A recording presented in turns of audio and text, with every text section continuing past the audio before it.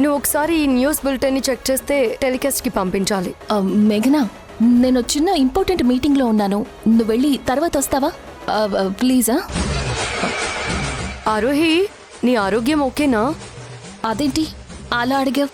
అంటే చూస్తుంటే నీలో నువ్వెందుకో చాలా టెన్షన్ పడుతున్నట్టుగా కనిపిస్తున్నావు. ఓ గాడ్, పసిగొట్టేసింది. ఒకవేళ సడన్ గా నీ ఆరోగ్యం ఏమైనా తేడా కొట్టేసిందేమోనని చిన్న కంగారు. ఆరోహి, ఏం పర్లేదు కదా? నువ్వు ఓకే కదా? నేను బానే ఉన్నాను, నువ్వేం వర్రీ అవ్వకు. 10 minutes ప్లీజ్. మేఘనా, ఏంటి లత? నేను ఆరోహితో చాలా ఇంపార్టెంట్ మీటింగ్లో ఉన్నాను. నువ్వు కాస్త తోడుగా ఉంటావా ప్లీజ్? అబ్బా, అసలుకే ఈ మేఘనాకి నా మీద డౌట్ వచ్చేసినట్టుంది. ఇలాంటి పరిస్థితుల్లో నేను లతని భయపెట్టి ఛానల్ రాయించుకున్నానని నిజం తెలిస్తే నా బండారం, నా కుట్ర అన్నీ బయటపడిపోయే ప్రమాదం ఉంది. ఏం చేయాలి? అయ్యో, నువ్వు అంతలా అడగల లత. తప్పకుండా నీకు తోడుగా ఉంటాను. మీ మీటింగ్ కంటిన్యూ చేయండి. అది కాదు లత, అయినా మనం ఇంకా మాట్లాడుకోవడానికి ఏముంది? నీ వాటా షేర్స్ లో లాభాలు రాగానే నీకు ఇచ్చేస్తానని చెప్పాను కదా. ఏక బయలుదేరు. అలాగే ఇంకొక ముఖ్యమైన విషయం, నువ్వు ఇంకొకసారి నాకు కాల్ చేయకుండా, అపాయింట్మెంట్ తీసుకోకుండా ఇలా డైరెక్ట్గా ఆఫీస్కి రాకు, అర్థమైందో? అలా చేస్తే నువ్వు జైలుకు వెళ్తావా రోహి? ఏం మాట్లాడుతున్నావు మేఘనా? నేనెందుకు జైలుకి వెళ్తాను? ఎందుకంటే రూల్స్ ప్రకారం షేర్ హోల్డర్స్ కి ఎప్పుడైనా కంపెనీకి వచ్చే రైట్ ఉంది. ఆ హక్కుని డామినేట్ చేస్తూ ఆఫీస్కి రావడానికి వీల్లేదు. పర్మిషన్ తీసుకున్న తర్వాతే రావాలి అని చెప్పే రైట్ చైర్మన్ కి లేదు.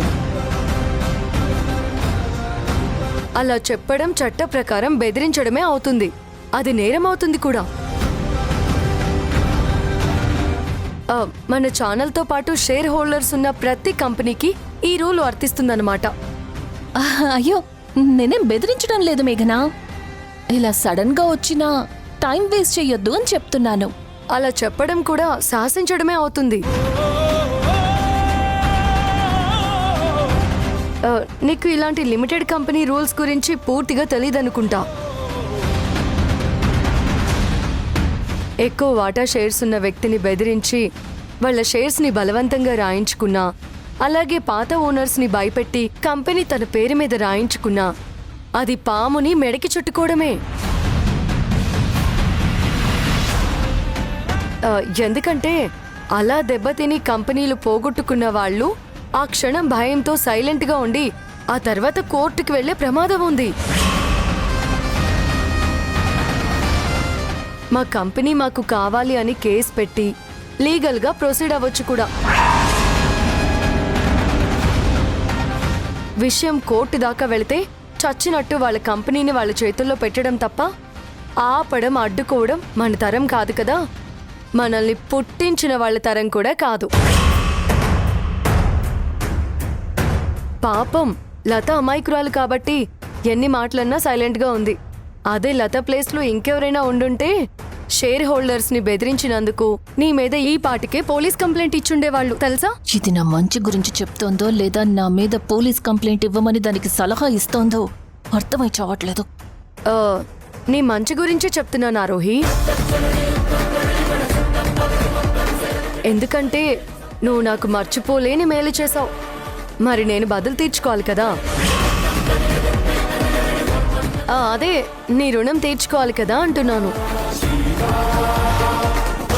విన్నావు కదా, నేనేదైతే నీకు చెప్పాలనుకున్నానో అవన్నీ నాకు శ్రమ లేకుండా మేఘన చెప్పేసింది. సో ఫైనల్గా నేను చెప్పేదేంటంటే, చెప్పడం కాదు, హెచ్చరించేదేంటంటే, నా ఛానల్ నాకు కావాలి. నీ అంతటా నువ్వు రాసిస్తే సరే సరే, లేదంటే కోర్టుకెళ్తా, నీ మీద లీగల్గా ప్రొసీడ్ అవుతా.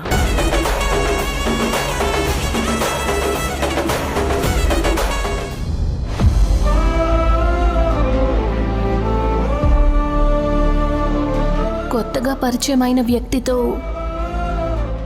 మేఘన చాలా క్లోజ్గా ఉంటోంది. కేవలం నువ్వు మాత్రమే ప్రేమించావు, కానీ ఆ మేఘన నిన్ను ప్రేమించలేదు.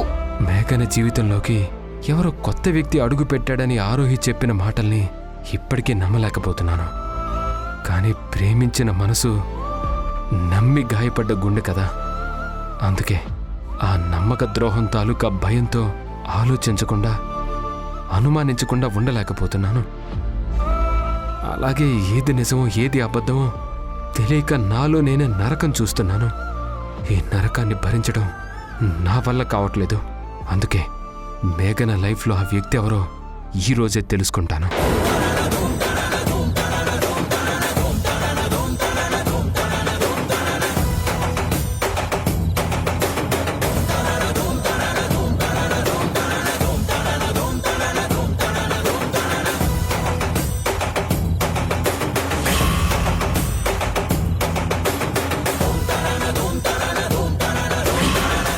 ఎక్కడికి వెళ్ళి ఉంటుంది? నువ్వేం చేసినా, ఎన్ని ప్లాన్లు వేసినా, ఎన్ని కోట్లు ఖర్చు పెట్టినా సరే నా ఛానల్ని నా చేతిలోకి రాకుండా అడ్డుకోలేవు. అందుకే డిసైడ్ అవ్వు. సైలెంట్గా 4 గోడల మధ్య రాసిస్తావో, లేదంటే కోర్టు మెట్లెక్కి నలుగురిలో పరువు పోగొట్టుకొని రాసిస్తావో నువ్వే డిసైడ్ అవ్వు.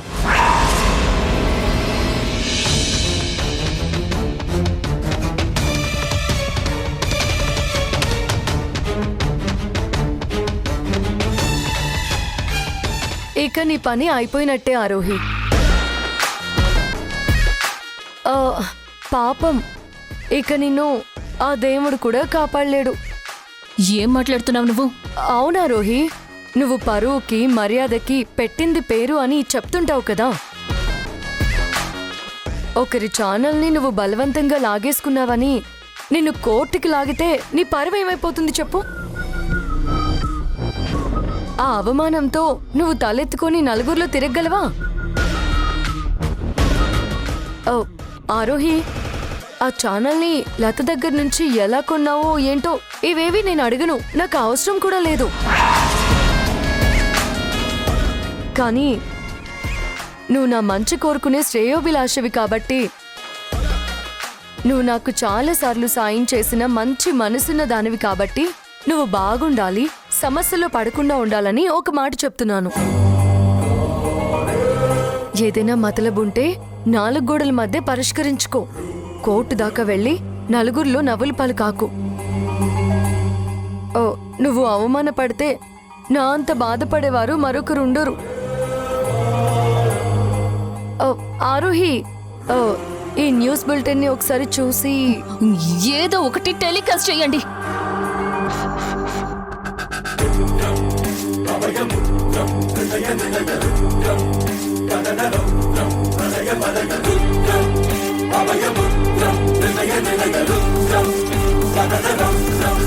Abaya